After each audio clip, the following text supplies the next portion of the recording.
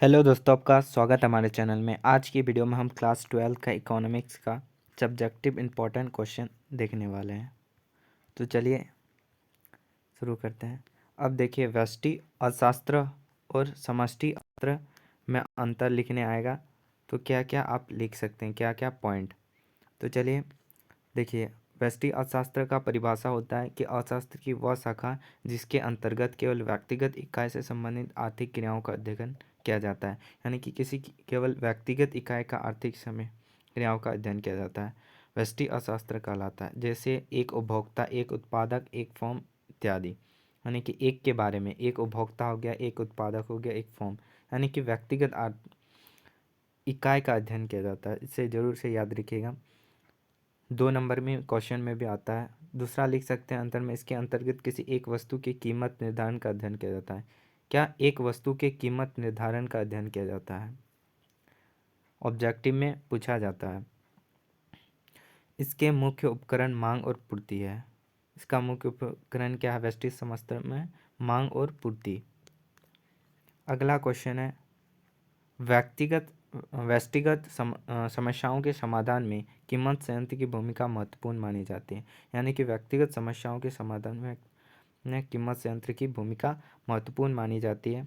चौथा, इसे कीमत सिद्धांत के नाम से भी जाना जाता है। व्यष्टि अर्थशास्त्र को कीमत सिद्धांत के नाम से भी जाना जाता है।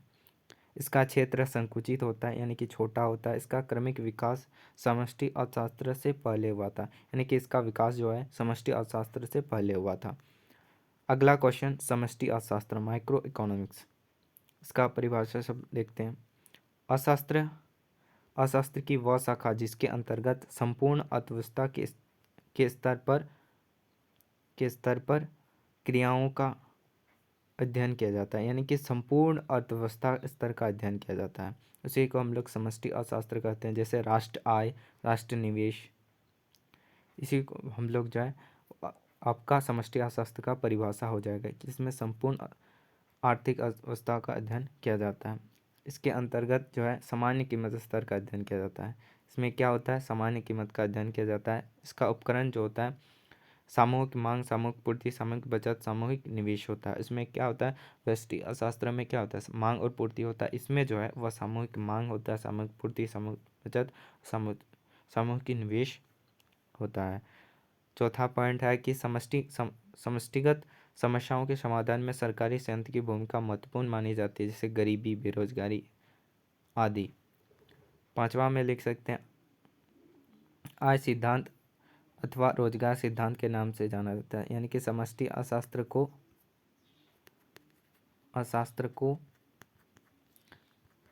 आय सिद्धांत अथवा रोजगार सिद्धांत के नाम से जाना जाता है। व्यष्टिगत समशास्त्र को क्या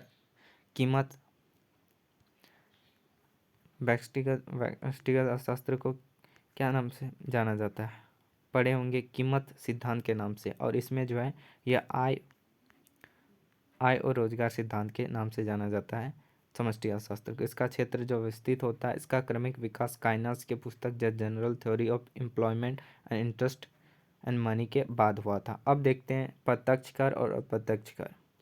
प्रत्यक्ष कर क्या होता है, चलिए देखते हैं। वह कर जिस व्यक्ति पर लगाया जाता है उसी के द्वारा भुगतान भी किया जाता है, उसे प्रत्यक्ष कर कहते हैं। मतलब जिस व्यक्ति पर लगाया जाता है उसी को भुगतान करना पड़ता है। इन करों को दूसरे पर टाला या थोपा नहीं जाता है। इन करों का क्या है, टाला या थोपा नहीं जाता है। तीसरा पॉइंट है कि कर प्रगतिशील होते हैं, आय में वृद्धि के साथ इनमें भी वृद्धि होती है। यानी कि कर प्रगतिशील होते हैं, इसमें इनकम बढ़ेगा तो उसके साथ भी टैक्स जो है वो बढ़ते रहेगा। अगला उदाहरण में लिख सकते हैं आयकर, निगम कर, संपत्ति कर इत्यादि। आयकर, निगम कर, संपत्ति कर, ये डायरेक्ट टैक्स का यानी कि प्रत्यक्ष टैक्स का उदाहरण है। ये ऑब्जेक्टिव में पूछा जाता है, तो ये भी एग्जाम्पल भी याद कर लीजिएगा। अप्रत्यक्ष कर, इनडायरेक्ट टैक्स।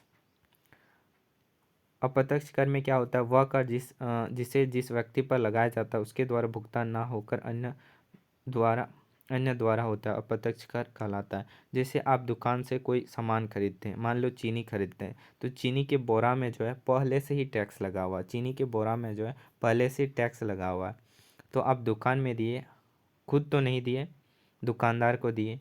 दुकानदार क्या, वो दूसरा दुकानदार लिया था, और वो जो बोरा आया था चीनी का बोरा, वह जो है टैक्स दिया था। तो आप लोग जो है, आप खुद टैक्स नहीं दिए, दूसरा लोग दिया, उसी को हम लोग इनडायरेक्ट अप्रत्यक्ष कर कहते हैं। इन करों में दूसरा पर टाला या थोपा जाता है। यह कर प्रगतिशील ना होकर समानुपातिक होते हैं, अर्थात सभी आय वर्गों के लोगों को समान रूप से वहन करना होता है। वहन हो जाएगा, बौ नहीं वह हो जाएगा, वहन करना होता है, यानी कि सभी आय को समान रूप से देना पड़ता है। इसमें उदाहरण के लिए उत्पाद कर, सीमा शुल्क और बिक्री कर। क्या उत्पाद कर, सीमा शुल्क और बिक्री कर, ये भी याद रखिएगा क्योंकि ऑब्जेक्टिव में पूछा जाता है। अब देखते हैं व्यापार शेष और भुगतान शेष में अंतर। तो इन पॉइंट को लिख सकते हैं व्यापार शेष में, बैलेंस ऑफ ट्रेड में। पहला, ये भी इम्पोर्टेंट क्वेश्चन है, पूछा जाता है बार बार, कि किसी देश के कुल दृश्य निर्यात और कुल दृश्य आयात के मूल्य में जो अंतर होता है उसे उस दृश्य का व्यापार शेष कहा जाता है। किसी देश के कुल दृश्य निर्यात और कुल दृश्य आयात के मूल्य के अंतर को उसे देश का व्यापार शेष कहते हैं। जो दृश्य मतलब जो देख सकते हैं, और इसका संबंध जो है केवल वस्तुओं के लेन देन से है। इसमें केवल दृश्य मदें जैसे भौतिक वस्तुओं का आयात निर्यात होता है। व्यापार शेष जो है एक संकुचित धारणा होता है, और इसके मदों को केवल चालू खातों में शामिल किया जाता है, और यह जो है वह अनुकूल और प्रतिकूल दोनों हो सकता है। अब भुगतान शेष की बात करें, भुगतान बैलेंस ऑफ पेमेंट की बात करें, किसी देश का विश्व के अन्य देशों के साथ होने वाले सभी प्रकार के लेन देन का अंतर भुगतान शेष कहता है। यानी कि किसी देश विश्व के साथ सभी प्रकार का लेन देन, वह गुप्त हो या भौतिक रूप से हो, प्रत्यक्ष रूप से हो, भुगतान शेष कहलाता है। और इसमें क्या होगा, व्यापार शेष में जो है वह खाली कुल दृश्य निर्यात आयात का मूल्य में जो अंतर होता है उसी को हम लोग व्यापार शेष कहते हैं। और इसमें जो केवल भौतिक वस्तुओं का, भौतिक दृश्य यानी कि देखने वाला भौतिक वस्तुओं का आयात निर्यात शामिल होता है, इसमें नहीं, सभी प्रकार का लेन देन में जो है भुगतान शेष कहलाता है। इसका संबंध जो है वस्तुओं और सेवाएं दोनों के लेन देन से होता है। इसमें दृश्य मदों के साथ साथ अदृश्य मदों शामिल है, जैसे बैंकिंग, पर्यटन, बीमा, जहाजरानी सेवाएं। इस प्रकार जो है दृश्य मदों के साथ अदृश्य मद भी शामिल है, जैसे बैंकिंग, बीमा, जहाजरानी सेवाएं, और उसमें जो है वह खाली दृश्य मदें शामिल हैं व्यापार शेष में। भुगतान शेष एक विस्तृत धारणा है। इसके मदों को चालू और पूंजी खाता दोनों में शामिल किया जाता है। इनके मदों जो है चालू करंट अकाउंट और सेविंग अकाउंट दोनों में शामिल किया जाता है। लेखा की दृष्टि से हमेशा संतुलित होता है, और वो जो है हमेशा वह जो है आप व्यापार शेष की बात करें तो ये अनुकूल और प्रतिकूल हो सकता है, दोनों हो सकता है, लेकिन ये जो है वह संतुलित होता है। ऑब्जेक्टिव में पूछा जाता है, पॉइंट सब याद करिएगा। अगला बात करें उदासीनता वक्र, इंडिफरेंस कर्व से आप क्या समझते हैं, इस विशेषताओं को लिखिए। ये 2 नंबर में पूछा जाता है और ऑब्जेक्टिव में भी आता है। तो देखिए उदासीनता वक्र क्या है, दो वस्तुओं के विभिन्न संभावित संयोगों को दर्शाने वाली रेखा जिससे उपभोक्ता के समान संतुष्टि प्राप्त होती है उसे उदासीनता वक्र या तटस्थता वक्र कहते हैं। यही इम्पोर्टेंट है। मान लो दो वस्तुएं हैं, दो वस्तुओं का ऐसा संयोग दर्शाता है जो है उपभोक्ता समान संतुष्टि प्राप्त करता है, इसी को हम लोग उदासीनता वक्र कहते हैं। ये जो होता है तटस्थता वक्र या उदासीनता वक्र जो होता है, पहला जगह तटस्थता वक्र, ढाल जो है ऊपर से दाईं ओर होता है, ऊपर से दाईं ओर होता है, देख सकते हैं ऊपर से दाईं ओर होता है, इधर दाईं और इधर बायां कहा जाता है। यह मूल बिंदु की अवनतोदर होता है, ये जो होता है अवनतोदर है। और पीपीसी क्या है, पीपीसी जरूर से याद रखिएगा, पीपीसी जो होता है वह उन्नतोदर होता है और उदासीनता वक्र अवनतोदर होता है, कॉन्वेक्स होता है। दो तटस्थता वक्र एक दूसरे को कभी नहीं करता, यानी कि ये जो है ये कभी नहीं करता, ये पैरेलल चलते जाएगा, ये पैरेलल चलते जाएगा, ये रेखा जो है वह पैरेलल चलते जाएगा, कभी नहीं काटेगा। और ऊपर का तटस्थता वक्र अधिकतम संतुष्टि और नीचे का तटस्थता वक्र न्यूनतम संतुष्टि व्यक्त करता है। तो ये सब पॉइंट याद रखिएगा। और 2 नंबर में उदासीनता वक्र पूछा जाता है 2 नंबर के लिए, तो ये भी परिभाषा लिख दीजिएगा। अगला है, ये भी इम्पोर्टेंट है, 3 नंबर के लिए पूछा जाता है कि पूर्ण प्रतियोगिता के अंतर्गत कीमत निर्धारण कैसे होता है। पूर्ण प्रतियोगिता बाजार अलग है और पूर्ण प्रतियोगिता अलग है, दोनों को एक साथ नहीं लिखिएगा। पूर्ण प्रतियोगिता बाजार अलग होता है और पूर्ण प्रतियोगिता की कीमत निर्धारण अलग होता है। तो क्वेश्चन जोर से देखिएगा। अथवा संतुलन कीमत से आप क्या समझते हैं, यह मांग और पूर्ति स्थितियों को कैसे प्रभावित करता है। तो देखिए, संतुलन कीमत क्या होता है, वह कीमत जिस पर मांग और पूर्ति जो है वह बराबर होता है, उसी को हम लोग संतुलित कीमत कहते हैं। पूर्ण प्रतियोगिता के अंतर्गत कीमत का निर्धारण जो होता है वह मांग और पूर्ति द्वारा होता है। ये जो है वह ऑब्जेक्टिव में भी पूछा जाता है, तो जोर से याद रखिएगा। पूर्ण प्रतियोगिता बाजार की बात नहीं कर रहा है, पूर्ण प्रतियोगिता की बात कर रहा है। कीमत का निर्धारण जो होता है वह मांग और पूर्ति द्वारा होता है। इसमें प्रायः दोनों शक्तियों के बीच क्रिया प्रतिक्रिया होती रहती है, और जहाँ दोनों शक्तियाँ आपस में बराबर होते हैं वहीं संतुलन कीमत का निर्धारण होता है। अब रेखा चित्र के साथ देखते हैं कि संतुलन कीमत के निर्धारण को हम तालिका और रेखा चित्र की सहायता से दर्शा सकते हैं। तो देखिए, जैसे वस्तु का कीमत रुपया में लेते हैं, 2 रुपया, 4 रुपया, 6 रुपया, 8 रुपया और 10 रुपया। और वस्तु की मांग यानी कि इकाई में लेते हैं 1000 से फिर 8000, 6000, सॉरी 6000 बोल रहे, 1800, 600 और 200 वस्तु की मांग बात करें, तो यानी कि कीमत बढ़ते जा रहा है और मांग जो है वह घटते जा रहा है। कीमत जो है बढ़ते जा रहा है और मांग जो है वह घटते जा रहा है। देख रहे हैं, ऐसे ही करना है। कीमत 2 रुपया तो 1000, 400, 600।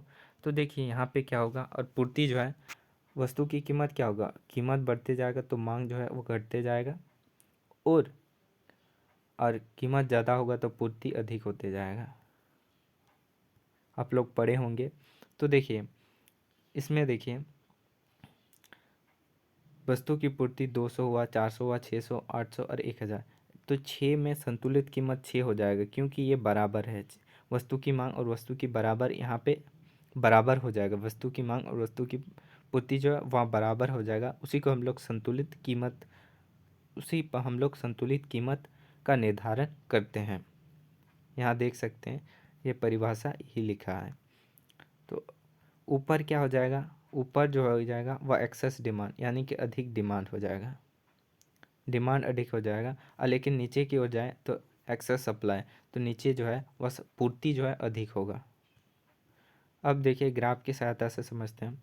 देखिए, अब इधर क्वांटिटी ले और इधर प्राइस लिए। अब एक ग्राफ खींचिए, इसमें 2, 4, 6, 8 कीमत लिख दिया, और 240, 200, 800, 600, 800 कर दिए। तो देखिए यहाँ 6 पे और यहाँ पर 600, यहाँ बराबर हो गया। और ये जो है आप लोग पढ़े होंगे, ये मांग वक्र का ढाल होता है, और ये जो है पूर्ति वक्र का ढाल होता है। मांग वक्र होता है और ये जो है पूर्ति वक्र है। तो देखिए यहाँ जो है वह एक्सेस डिमांड हो जाए, एक्सेस सप्लाई हो जाएगा, और यहाँ जो है एक्सेस डिमांड हो जाएगा, और बीच में जो है ये आपका कीमत निर्धारण करता है। तो यहाँ लिख दीजिएगा कि उपरोक्त दोनों तालिका रेखा चित्र में 6 पर मांग और पूर्ति बराबर है, इसलिए संतुलित कीमत 6, जबकि संतुलित मात्रा 600 होगी। तो आपका आंसर जो है हो जाएगा। ये 3 नंबर के लिए पूछा जाता है, ऑब्जेक्टिव में भी पूछा जाता है, जरूर से याद रखिएगा। होप वीडियो अच्छा लगा तो वीडियो को जरूर से लाइक से सब्सक्राइब करिएगा। मिलते हैं अगली वीडियो में, तब तक के लिए जय हिंद।